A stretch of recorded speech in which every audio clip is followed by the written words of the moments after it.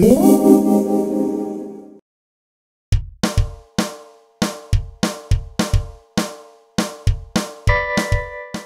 fireplace.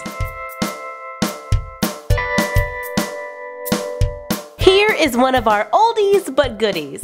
The fireplace from the video, How to Make a Doll Fireplace. Originally made back in November of 2011. However, in the video, it doesn't look exactly like this. Let me get it out of here. We need to take a closer look.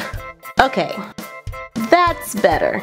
So it looks a little different from the original, but the concept is exactly the same. We've just added a few bells and whistles over the years. And we've even given some of our older fireplaces makeovers like we did for this one. This is the original fireplace from Abby's living room. Well, it wasn't actually a fireplace, it was more like an ice place.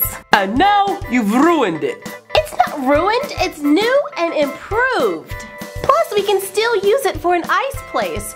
Whew, that's kind of cold. All right, here we go. No, I'm just joking. This isn't real ice. But it's fun.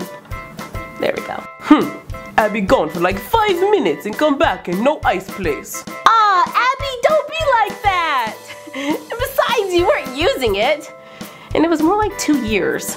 Besides, that's what we do around here. We recycle and reuse and recycle, reuse, recycle, reuse, recycle over and over and over and over again. It's like an endless cycle of awesomeness. Whoa, calm down. Okay.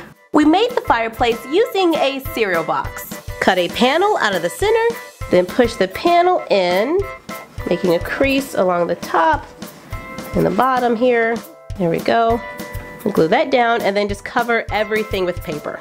And you can go a step further and choose to cover it with a printed scrapbook paper or printables from our blog to look like stones and wood grain and stuff like that. I mean, that's a lot of fun and it's very, very simple. You can do it fairly quickly. And then we just use black paint on the back here to look like soot. I thought that was a lot of fun. And that's an option. But then we wanted to make something else. We wanted to try it again because we're always like, I don't know, trying to reinvent stuff or push it a little further. And this time we wanted to make the stones actually look 3D and pop out. So we came up with this. This is our new stone technique and I love this technique. I'm probably going to use it in a whole bunch of other stuff because it just came out so awesome. And after we covered it with paper, it doesn't matter what paper you're using. You can use homework, you can use newspapers, it doesn't matter because you're going to cover it all up anyway and paint it all the color of the grout. So we just used scraps of paper that we had and we just put little like pools of hot glue all over it. And then when it was dry, we painted the whole thing gray because that's the color of our grout through there. You see that? Then using a hard bristle brush, it's almost got like the consistency of a toothbrush. You don't really want it too soft. So, to make the stones, we just put hot glue on the surface. Now I'm not overly careful about how I do this. I just make sure they don't touch. Then you have to allow them to dry completely. This is very, very important. Do not touch them. They are very, very hot and it will hurt a lot. A lot. I am speaking from experience here, so do not touch them. Allow it to dry. And when working on the fireplace, it's best to work in small sections. And you want to make sure that the section you're working on is laying flat. So I would do like just the back here and then allow it to dry. Completely allow it to dry. And then I would turn it on its side and I would do like this section here. And then allow it to dry completely before I go on to the next thing. And I would just work my way all the way around the box until it was completely covered. Now let's paint. I have 3 basic colors, black, white, and brown. Mix a little black and white to make gray. Then paint everything gray. Once dried, I begin taking some of the other colors and then I'm just gonna like hit it around. I'm using that hard brush I was talking about and then I'm just gonna hit it around until I remove a lot of the paint. And then I just start going over the stones.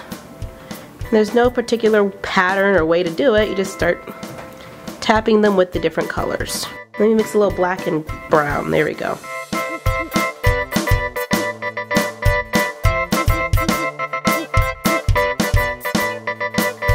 Add a few lighter colors on there. And I'm taking the brush and I'm going straight down. So you're actually getting the impression or the like imprint from the bristles. That gives it really nice texture. And just continue until you get the look that you want. Adjust the size to fit your doll. And we hope you have as much fun as we did making your own doll fireplace.